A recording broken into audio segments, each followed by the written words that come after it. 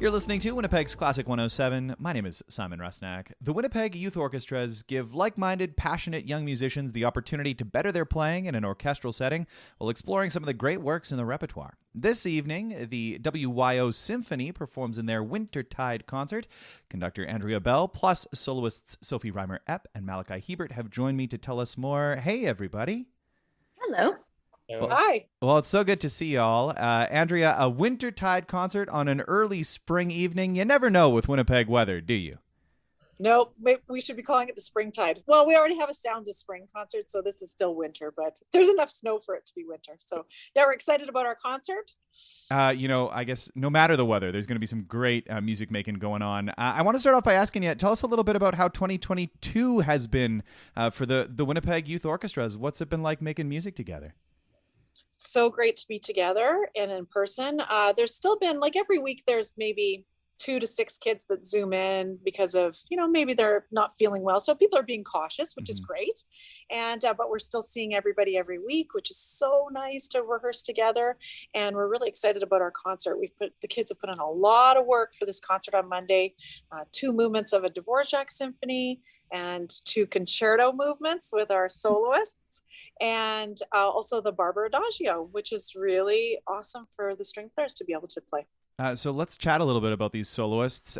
First things first, tell us, how did you pick these 2 before we welcome them to the show?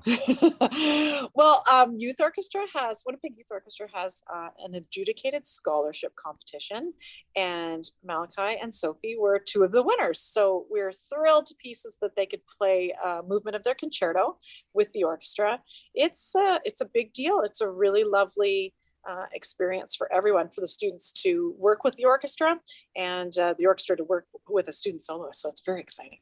So 2 Slavic romantic violin concerti featuring a couple of young talents. And Sophie, let me start off by welcoming you back to Classic 107.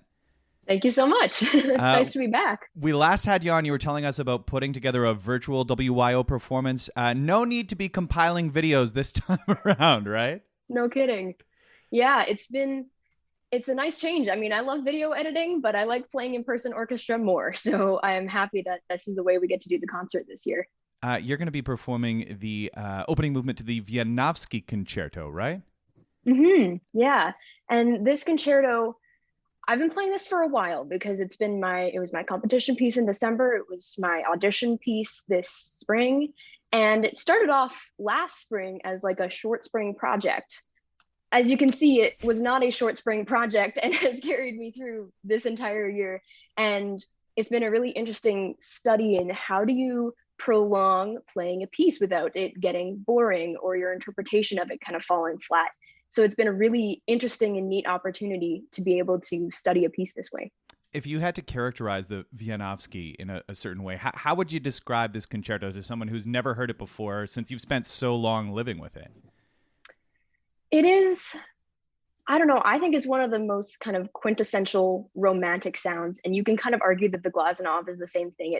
They're just both like the most romantic, the most kind of like sappy almost kind of romantic concertos. And so I think if I was going to characterize this to someone, first of all, yes, incredibly romantic. And then the passage work is like kind of a breath of fresh air for all of the really long soaring lines that this concerto also has. Yeah. Yeah, a whole bunch of romantic goodness, the second violin concerto of Wieniawski. Malachi, it's the first time that I've had the opportunity to welcome you to Classic 107, so thanks so much for doing this. Yeah. I have to say, though, it's not like I haven't seen you perform before. You played in a Rainbow Stage musical a couple of years ago, right? Yes, I did, yeah. Yeah, that was quite fun. Yeah, I was going to say, that was with a whole bunch of your family members, right? Yes, yeah, my brother and my sister, yeah. And you guys really stole the show. I assume you come from a musical family then. Tell us a little bit more about your playing and how long you've been at it with the gang. Well, like with my brother and sister. Yeah, just yourself playing and then. Well, I've been playing for around 9 years. I started out doing more old-time fiddle music, traditional style. Then I think like 2 years later, I kind of switched over to classical.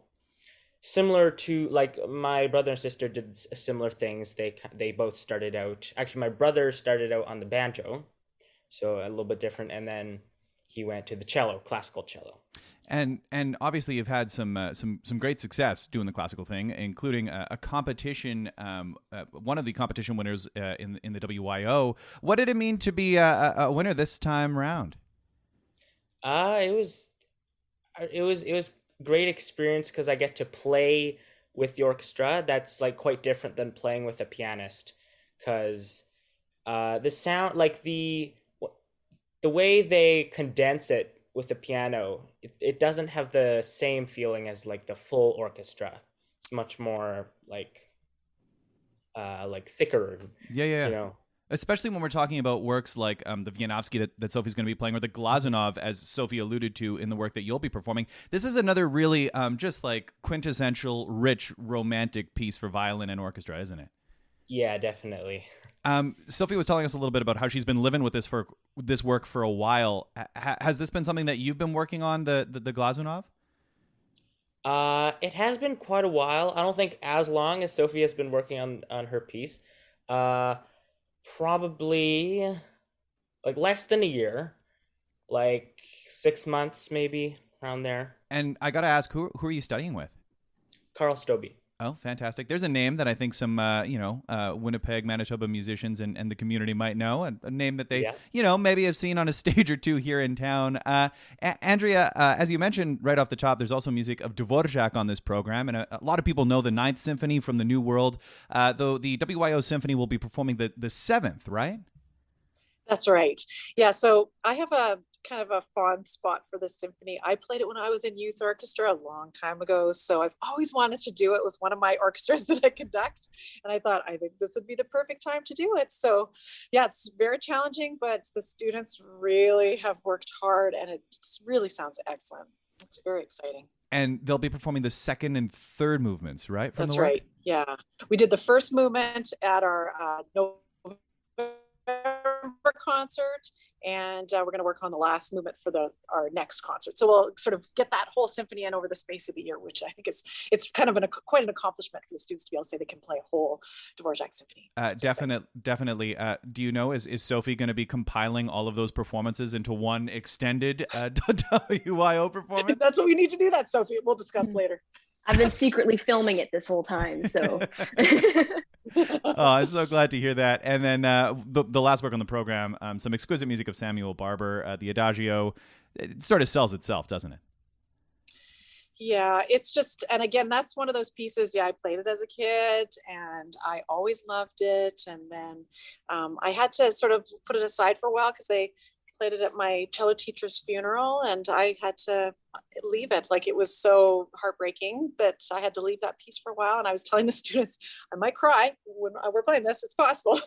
And so we pulled it out, and it's been nice to revisit that piece because I haven't played it or worked on it or connected it for a long time. So it's been really nice. I think the students really enjoy it as well. Yeah, it's just one of those pieces that, like you say, tugs at the heartstrings. And I mean, I feel like so many people have a personal connection to this piece. It takes them to a certain moment in time. And so for the students to share that, in this concert, it's going to be very moving, I'm sure. I want to thank you all for taking the time to chat with me today, and enjoy the Wintertide concert on this spring evening. Thank you so much. Thanks for having us.